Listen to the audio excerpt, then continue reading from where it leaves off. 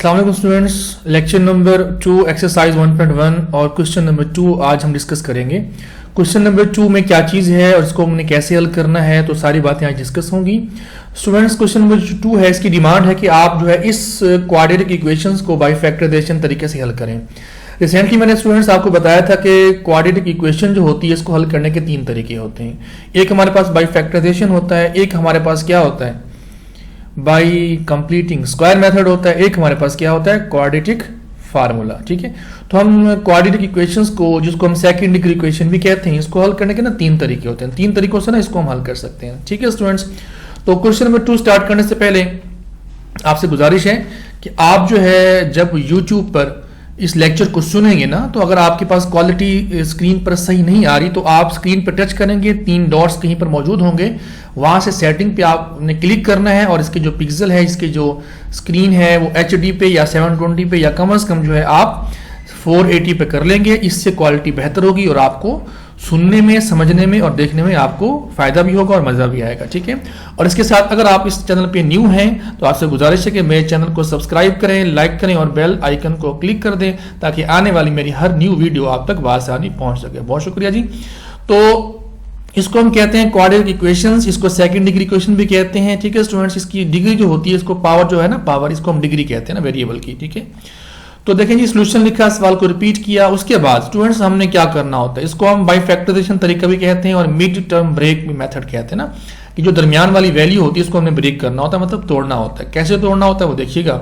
X के square का जो कोफिशिएंट है वो 1 है, लास्ट वैल्यू क्या है स्टूडेंट्स -20 है, इन दोनों को मल्टीप्लाई करें, जवाब क्या आता है -20 आता है। ठीक है, जवाब क्या आता है -20 आता है। ठीक है, अब हमने दरमियान में ऐसी 2 वैल्यू इंटर करनी है -x की जगह पे, अगर हम उनको हल करें तो जवाब क्या आना चाहिए, -x आना चाहिए, और उनके जो कोफिशिएंट्स हैं उनको अगर हम मल्टीपल करें तो जवाब क्या आना चाहिए, फर्स्ट 2 वैल्यू का जो प्रोडक्ट है वही आना चाहिए। ठीक है, मेरी बात से आप इत्तेफाक कर रहे होंगे मेरे ख्याल में। ठीक है, इसके बाद देखिए आपके -20 आ गया, तो हमने 10 और 2 भी तो हम कर सकते थे ना, अगर 10 और 2 अगर लिखे तो जवाब मल्टीपल करवाएं इसको, तो जवाब क्या था -20 या कुछ भी हम कर सकते हैं। इसके अलावा शायद 20 मतलब 20 भी हो सकता है, लेकिन हमने ये भी तो देखना है ना साथ, जस्ट 20 तो नहीं बताना हमने माइनस का, हमने ये भी स्टूडेंट देखना है कि ये -x भी होना चाहिए। तो हमारे पास -5 और 4 वाहिद वैल्यू आई है, जिसको हम अगर हल करें तो -x आता है और मल्टीपल करें तो -20 आता है।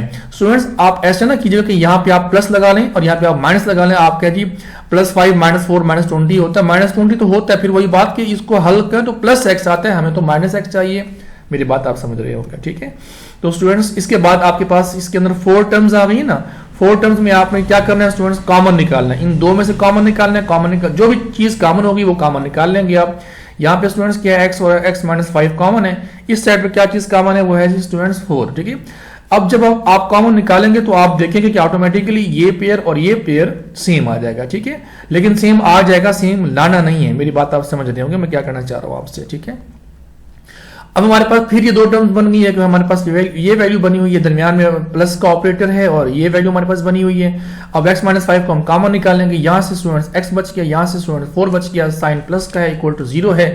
इस क्वाड्रेटिक इक्वेशंस के ये 2 फैक्टर आ गए। ठीक है, ये 2 फैक्टर्स आ गए। अब ये इक्वल टू 0 है, ये भी वैल्यू इक्वल टू 0 को है, हमने इक्वल टू 0 रखा और यहां से हमने x को गेट किया, x हमारे पास 5 आ गया और एक और वैल्यू है x की क्या आ गई, -4 आ गई है। ठीक है, ये 5 और ये -4 हमारे पास स्टूडेंट सॉल्यूशन सेट है और सॉल्यूशन सेट के अंदर x y z वगैरह हम नहीं लिखते। ठीक है, -4 और 5 ये हमारा सॉल्यूशन सेट है। ठीक है स्टूडेंट्स, इसके बाद हमारे पास सेकंड क्वेश्चन है कि इसको भी आपने बाई फैक्टराइजेशन तरीके से हल करना है। तो ये सॉल्यूशन आसान है, बात तो वही है फैक्टराइजेशन की है लेकिन कुछ आसान है। ठीक है, तो आपने स्टूडेंट्स क्या करना है, आपने ये करना है कि y को राइट साइड पे y जो हमारे पास मौजूद है, इस y को इस y से मल्टीपल करवाएंगे। ठीक है, और इस y को -5 से मल्टीपल करवाएंगे। जो वैल्यू हमारे पास आएगी उस वैल्यू को आप लेफ्ट साइड पे लेके आएंगे ताकि एक स्मूथनेस हो जाए और वहां से हम उसको अच्छी तरीके से टारगेट कर सकें और उसको हम हल कर सकें। ठीक है, तो 3y का स्क्वायर, y का स्क्वायर, 2y का स्क्वायर प्लस 5y, ये आसान हो गई। अगर हमारे पास यहाँ पे कांस्टेंट थर्ड टर्म होती तो फिर हम उस तरीके से करते जैसे कि अभी रिसेंटली क्वेश्चन किया है हमने। ठीक है, यहां से हमने y कॉमन निकालना है, 2y + 5 = 0 आ गया, y भी इक्वल टू 0 के है, 2y + 5 = 0 के है। ठीक है, और y इक्वल टू 0 आ गया और 2y + 5 = 0 आ गया। हमने चूंकि y निकालना है तो +5 को इधर लेके आएंगे और 2y को हम डिवाइड करवा देंगे, y = -5/2 2 वैल्यू आ गई है और ये जो 0 और -5/2 है स्टूडेंट्स, ये हमारे पास क्या है, सॉल्यूशन सेट है। ठीक है स्टूडेंट्स, इसके बाद बस थर्ड जो इसका पार्ट है वो है 4 - 32x = 17x का स्क्वायर। ठीक है जी, 17x का स्क्वायर है सॉल्यूशन। ठीक है जी, सॉल्यूशन के बाद सवाल को रिपीट करना आपने। रिपीट करने के बाद फिर वही बात है कि आप 17x का स्क्वायर को या तो आप लेफ्ट साइड पे लेके आए या आप राइट साइड पे लेके आए, कोई इशू नहीं है। ठीक है, कोई इशू भी नहीं है। ठीक है, लेकिन हमने इसको पॉजिटिव करना है। फर्स्ट हमारे पास जो वैल्यू है x के स्क्वायर को, तो हम 4 - 32x को इस साइड पे लेके आएंगे, तो 32 जो माइनस का इधर आके प्लस का हो जाएगा और जो प्लस का 4 इधर आके माइनस का 4 हो जाएगा। ठीक है, इक्वल टू 0 हो गया। अब यहाँ पे हमने इसको हल करना है। आप जानते हैं कि 17, आप अगर 17 को मल्टीपल करवाते हैं किसके साथ, 17 को मल्टीपल स्टूडेंट्स करवाते हैं किसके साथ, 4 के साथ मल्टीपल करवाते हैं, तो जवाब आता है 68। क्या जवाब आता है, 68। यानी कि 17 को अगर हम 4 से मल्टीपल करवाया तो जवाब क्या आ गया, 68 आ गया। लेकिन 17 मल्टीप्लाइड में -4 का मतलब क्या है, -68। अब हमने 32 की जगह पर ऐसी दो वैल्यू रिप्लेस करनी है कि अगर हम उसको हल करें तो जवाब आना चाहिए -68, और अगर हम उसको हल करें तो जवाब आना चाहिए 32। अंडरस्टैंड, आई होप कि आप मेरी बातें समझ रहे होंगे। ठीक है, यानी कि उसको मिड टर्म ब्रेक करने का मेथड भी कहते हैं। ठीक है, तो स्टूडेंट्स हमने क्या किया, वो हमारे पास ऑप्शन है 32 और -2x। अब आपका सवाल यहाँ पे ये हो सकता है कि सर जी आपको तो आते हैं फैक्टर, तो आपने तो फोन बना लिए ना, आपने फोन बना लिए और यहाँ पे आपने राइट कर दिया है। हम कैसे सर्च करेंगे कि ये 32 और 2x ही इसका फैक्टर है, या इसी की नेक्स्ट, यानी कि 32 की जगह पे हम ये लिख सकते हैं, हम कुछ और भी तो लिख सकते थे, लाइक जैसे कि 32 है, हम यहाँ पे 16x + 16x भी तो लिख सकते थे सर जी। उसको हम हल करें तो जवाब क्या आता है, 32 ही आता है। लेकिन उसको मल्टीपल करवाने से स्टूडेंट्स -68 नहीं आता। तो उसका तरीका ये है स्टूडेंट्स, अगर आपको प्राइम फैक्टराइजेशन करना आती हो तो आप 68 के प्राइम फैक्टर निकालेंगे, 68 के प्राइम फैक्टर निकालेंगे कि 68 जो है किस किस चीज पे डिवाइड होता है। जो फैक्टर्स आपके पास आएंगे उन फैक्टर्स को आपने 200 में डिवाइड इस तरीके से करना है कि आप अगर हल करें तो वो 32 जो है प्लस का आना चाहिए, और अगर आप मल्टीपल करें तो वो 68 जो वैल्यू इनकी होती है ना कोफिशिएंट्स वाली, वही आनी चाहिए। मैं बात को रिपीट कर रहा हूं, अगर आपको फैक्टर बनाना नहीं आती है, हमारे पास ऐसा कोई सवाल आ जाता है जिसके अंदर वैल्यू बड़ी हो जाती है, लाइक 100, 200, 300 क्रॉस कर जाती है ना, तो उसमें साफ जरा कि याद करना मुश्किल होगा। तो उसका तरीका ये है स्टूडेंट्स कि फर्स्ट वैल्यू लाइक 17 और लास्ट वैल्यू इस टाइम जो है -4 है, इन दोनों को आप मल्टीपल करेंगे, जो जवाब आएगा उस आंसर के आपने प्राइम फैक्टर्स निकालने हैं। प्राइम फैक्टर्स जानते हैं आप क्या होते हैं, प्राइम फैक्टर, प्राइम नंबर ऐसे नंबर होते हैं जो 1 पे डिवाइड होते हैं और अपने आप पे डिवाइड होते हैं, उनको कोई और डिवाइड नहीं कर सकता, तो उसको हम प्राइम नंबर कहते हैं। ठीक है, तो आपने प्राइम फैक्टर निकालने हैं। ठीक है, निकालने के बाद आपने जितने भी फैक्टर्स निकलेंगे उनको आप 200 में डिवाइड कर दें। ठीक है, लेकिन डिवाइड कर दें, लेकिन डिवाइड से मुराद है कि अलग अलग कर दें। इस तरीके से आप उनको सेपरेट करें, पेयर बनाएं कि उनको हल करें तो मिड वाली वैल्यू बननी चाहिए, और मल्टीपल करें तो साफ लगे वो तो वही बनेगा, बिकॉज के वो उसके फैक्टर ही हैं। मेरे ख्याल में आप मेरी बात से इत्तेफाक कर रहे होंगे या इसको आप समझ चुके होंगे। ठीक है, ओके स्टूडेंट्स, अब इन दो टर्म्स में से आपने कॉमन निकालना है। कॉमन जो है वो 17x है। इन टर्म में से क्या है कॉमन, -2 कॉमन है। इधर x + 2 आ गया, इधर x + 2 आ गया। देखिए ना, ये हमारी सवाल के ठीक होने की या ठीक तरह से करने की निशानी ये है कि यहाँ पर वैल्यू क्या आती है, सेम आ जाती है। ठीक है, तो स्टूडेंट्स ये जो है, जो हमारे पास दो टर्म्स आई होंगी ना, इनमें फिर कुछ और कॉमन है। वो क्या चीज कॉमन है, वो है x + 2 कॉमन है। यहाँ पे क्या बच गया 17x, यहाँ पे क्या बच गया -2 = 0 के। हमारे पास दो चीजें जो है इक्वल टू 0 आ गई, एक तो x + 2 = 0 आ गया, और एक हमारे पास 17x - 2 = 0 आ गया है। ठीक है, इसका मतलब ये कि हम इन दोनों वैल्यूज को इक्वल टू 0 रख के यहां से हम अपना टारगेट अचीव करेंगे। टारगेट ये है स्टूडेंट्स कि आपने x + 2 = जो 0 लिखा हुआ है, आपने यहां से x निकालना है जो कि -2 आ गया है, और इस साइड से आपने स्टूडेंट निकालना है x जो कि -2 है, इधर आके प्लस का 2 बन जाएगा, और जो 17 है इधर आके डिवाइड में हो जाएगा, यानी कि 2 के डिवाइड में आ जाएगा। ये बात आप ऑलरेडी जानते हैं कि डिवाइड मल्टीपल में कन्वर्ट हो, मल्टीपल डिवाइड में कन्वर्ट हो तो साइन चेंज नहीं होता। तो स्टूडेंट्स ये जो -2 और 2/17 है, ये सॉल्यूशन सेट है इस सवाल के। ठीक है स्टूडेंट्स, ओके। इसी तरीके से हमारे पास जो 4 पार्ट है वो भी ऐसे कि x का स्क्वायर -11x = 152। अब इस चीज को आप इस साइड पे लेके आएंगे। इस साइड पे क्यों लेके आएंगे, असल में ना हम स्टैंडर्ड फॉर्म बनाना चाहते हैं, स्टैंडर्ड फॉर्म के बाद ही हम मूवमेंट कर सकते हैं ना। ठीक है, तो वही बात कि एक्स किया हमारे पास है, इसका कोफिशिएंट क्या है स्टूडेंट्स 1 है, ठीक है। और हमारे पास जो लास्ट वैल्यू है ये क्या है हमारे पास -152 है। तो हमने वही बात के इसका प्रोडक्ट क्या आ गया फर्स्ट और लास्ट वैल्यू का, वो आ गया -152 आ गया, ठीक है। तो हमने अब इस 11 को इस तरीके से, हमने इस -11 को इस तरीके से दो हिस्सों में हमने कन्वर्ट करना है कि अगर हम उनको हल करें तो जवाब आना चाहिए -11 और मल्टीपल करें जवाब क्या आना चाहिए -152 जवाब आना चाहिए, ठीक है। तो अब देखेंगे आपके जब आपने फैक्टर ठीक बनाए हुए तो स्टूडेंट्स उसकी निशानी ये है कि यहां पर जो है क्या होगा स्टूडेंट्स, ये जो वैल्यू आई है ना यहां पर इस ब्रैकेट्स के अंदर सेम होगी ना, ठीक है। तो सेम आ जाएगी, मतलब है कि यहां से हमने इन दो टर्म्स में से कॉमन कुछ निकाल लिया और इन दो टर्म्स में से भी कॉमन निकाल लिया। यहां से कॉमन x निकलता है, यहां से कॉमन 8 निकाला हमने।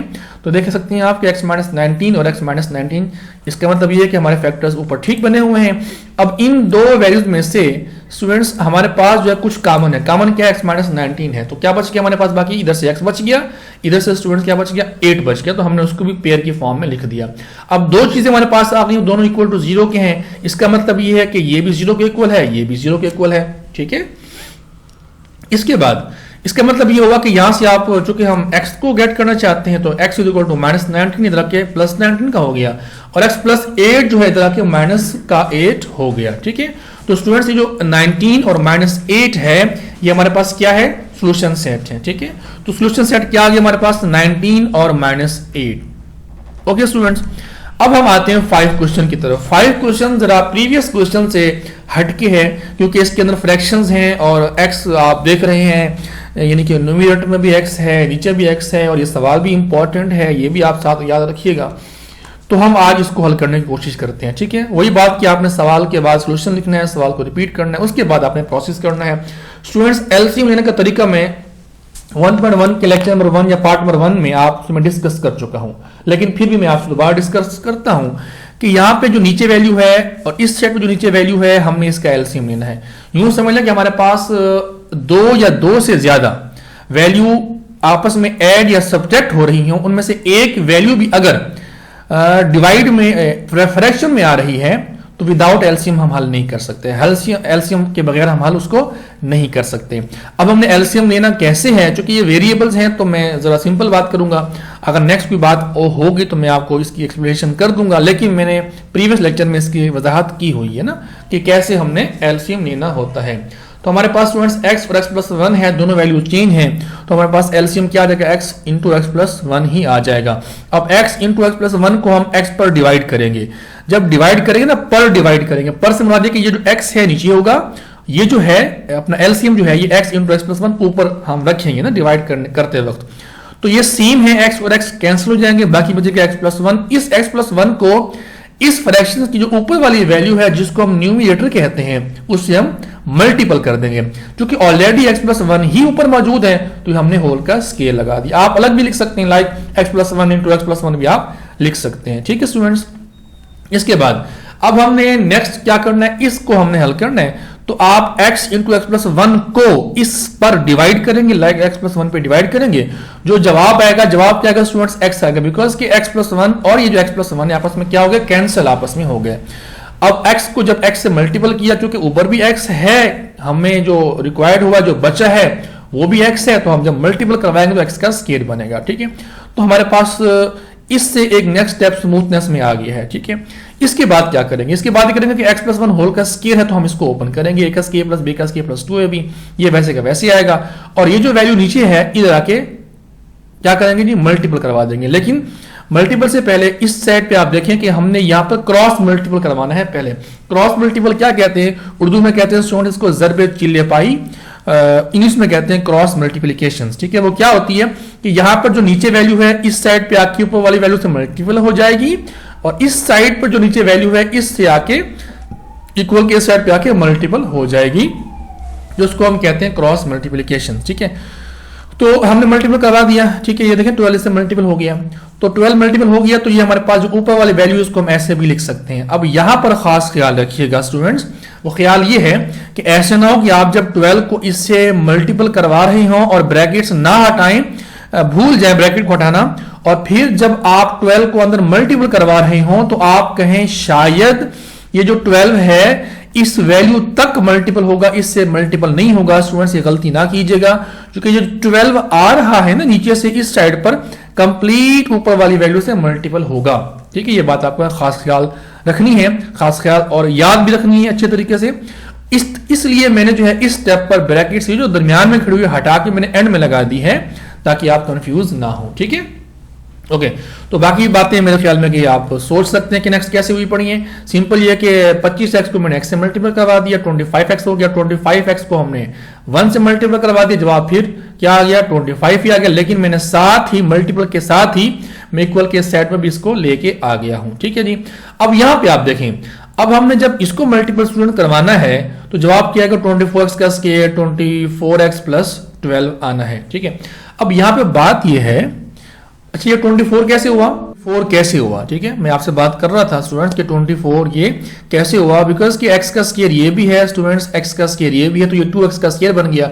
जब 2x का स्क्वायर जब 12 से मल्टीपल होगा तो 24x का स्क्वायर वो बनेगा। ठीक है, बाकी आप समझ सकते हैं। असल में मैं ये कहना चाह रहा हूं आपसे कि मैंने प्रीवियस क्वेश्चन में जो बड़ी वैल्यू है उसको मैंने पॉजिटिव करने के लिए छोटी वैल्यू को मैंने कन्वर्ट करवाया था।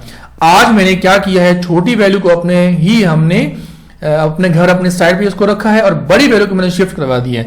सिर्फ फर्क स्टूडेंट्स यहां पे आता है, इसी क्वेश्चन को आप देखें गौर से, सिर्फ ये कि कोफिशिएंट जो होता है वो नेगेटिव आ जाता है, और जब मैं छोटी वैल्यू को लेके आता हूं इस साइड पे तो क्या होता है, कोफिशिएंट पॉजिटिव ही होता है। तो इसलिए देखें, अब हमने इस तरीके से भी आपको प्रीवियस भी समझा दिया है कि बड़ी वैल्यू के साथ पॉजिटिव हो तो कैसे होगा, और आज जो है जब मैंने बड़ी वैल्यू को इस सेट पे लेके आया तो देखें कोफिशिएंट क्या हो गया, नेगेटिव हो गया। तो इसके बारे में आप परेशान बिल्कुल नहीं होंगे। ठीक है जी, क्या करना है, सिंपली आपने नेगेटिव 1 से डिवाइड कर देना है या नेगेटिव 1 कॉमन निकाल लेना है, जैसे भी आप समझ लिया, नेगेटिव 1 से मल्टीपल करवा देना है। मतलब मकसद ये है कि हमने क्या किया, इसको दोबारा कोफिशिएंट को पॉजिटिव कर लिया। ठीक है, तो हमारे पास अब इस जगह पर क्वाड्रेटिक फॉर्म बन गई, इक्वेशंस की स्टैंडर्ड फॉर्म बन गई। इसके आगे हल करना मेरे ख्याल में आपके लिए मुश्किल नहीं होगा। आई होप कि आप ये सारी बातें जो मैंने प्रीवियस की हैं आपने इसको समझ लिया होगा, और आई होप कि आप इसको अंडरस्टैंड कर चुके होंगे। लेकिन स्टूडेंट्स, बगैर प्रैक्टिस के आप कुछ भी हासिल नहीं कर सकते। जो बात मैं समझा रहा हूं, आपने लाजमी वीडियो को ऑफ करने के बाद, आपने क्लोज करने के बाद आपने पेन पेंसिल उठानी है, नोटबुक उठानी है और प्रैक्टिस शुरू कर देनी है। जहां से बोले दोबारा आप वीडियो देख सकते हैं। ठीक है स्टूडेंट्स, ओके। इसके बाद नेक्स्ट हमारे पास जो पार्ट है, 6 पार्ट है, वो भी ऐसा ही है, इसके बारे में आप परेशान नहीं होंगे, है वही है, बिल्कुल वही बात है जैसे कि हमने अभी सवाल किया है। क्या करना है स्टूडेंट्स, पहले हमने चूंकि ये वैल्यू आ गई ना, एलसीएम अपने फ्रैक्शंस के अंदर आ गई है और इसके अंदर जो ऑपरेटर है वो नेगेटिव का है, पहले आपने इसको स्टैंडर्ड फॉर्म में कन्वर्ट करना है, उसके बाद आपने इसको फैक्टर बनाने हैं। तो स्टैंडर्ड फॉर्म में कन्वर्ट कैसे करेंगे, x-3 है और x-4 है, तो इनका एलसीएम क्या आएगा, x-3 x-4 ही आ जाएगा। अब इस वैल्यू को आप x-3 पर डिवाइड करेंगे, ये और ये कैंसिल, x-4 बचेगा, x-4 को 1 से मल्टीपल कर देंगे, तो जवाब क्या आएगा स्टूडेंट्स, x-4 आएगा। ये नेगेटिव वैसे का वैसा आ गया। और इसके बाद हमने इस वैल्यू को जब इस पे डिवाइड किया, x-4 पे डिवाइड किया, तो x-3 बाकी बचा जो कि 1 से मल्टीपल हो गया। अब इस स्टेप पे आके हमने क्या किया स्टूडेंट्स, हमने ये किया कि x-4 यानी कि आप ना इस स्टेप पे आके ब्रैकेट्स को खोल देंगे। आप क्या करेंगे, ब्रैकेट्स को जब खोलेंगे तो मैं यहां पे कर देता हूं ताकि आप जो है कंफ्यूज ना हो। यहां पे आपने स्टूडेंट्स क्या करना है कि आपने ब्रैकेट्स को खोलना है, और खोलने के बाद मैं यहाँ पे ना आपको समझा देता हूँ ताकि आप कंफ्यूज ना हो। देखिए ना, यहाँ पे आपने ब्रैकेट को हटाना है, ठीक है जी, यहाँ पे आपने क्या करना है स्टूडेंट्स, ब्रैकेट को हटाना है। ठीक है, जस्ट वेट। खैर ये ब्रैकेट शायद नहीं हट रही तो इसको हम नहीं हटाते हैं। ठीक है, आप लेकिन बस आप समझ जाएं, मैं इसको जरा बैक करता हूं जी, आप समझ जाएं कि आपने क्या करना है स्टूडेंट्स, ये ब्रैकेट को हटानी है, इस ब्रैकेट को भी हटाना है, और जब ये ब्रैकेट को हटाएंगे ना, ये नेगेटिव अंदर इफेक्ट करेगा ना, तो इसको पॉजिटिव को वो नेगेटिव कर देगा, इस नेगेटिव को वो पॉजिटिव कर देगा। जब हम हल करेंगे तो जवाब क्या आएगा, -4 आएगा।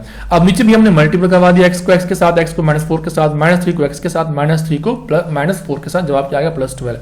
हमने मजीद इसको जो नीचे वैल्यू उसको हमने सिंप्लीफाई किया, x का स्क्वायर -7x +12। ये जो नीचे वैल्यू है इस 2 से आके मल्टीपल हो गई, यहां पर जो वैल्यू है इससे आके मल्टीपल हो गई। इस स्टेप को हम कहते हैं क्रॉस मल्टीप्लिकेशन। ठीक है, उसके बाद 2 को आपने मल्टीपल करवा देना है, -1 को भी आपने मल्टीपल करवा देना है, सेटिंग करनी है, स्टैंडर्ड फॉर्म तक पहुंचना है। स्टैंडर्ड फॉर्म क्या आ गया, 2x का square minus 13x plus 15 is equal to 0 के आ गया। ठीक है, अब आपने क्या करना है स्टूडेंट्स, -10 माइनस 3x, इसकी हमने मिड टर्म ब्रेक की, जैसे कि हमने प्रीवियस भी हमने आपको ये चीजें समझाई हुई हैं। तो यहां से स्टूडेंट्स आपने क्या करना है, फैक्टर गेट करने हैं और ये हमारा सोल्यूशन सेट होगा। ठीक है, तो आई होप कि आपको मेरी बातें सब समझ आ गई होंगी। ठीक है, अब हमारे पास जो नेक्स्ट क्वेश्चन है वो क्वेश्चन नंबर 3 है, लेकिन क्वेश्चन नंबर 3 है स्टूडेंट्स वो हम इसके नेक्स्ट पार्ट में डिस्कस करते हैं, क्योंकि क्वेश्चन लेक्चर जो है साफ जरा के हैवी हो गया है, इसको हम अभी स्टॉप करते हैं। तो आप मेरे साथ रहिएगा, आप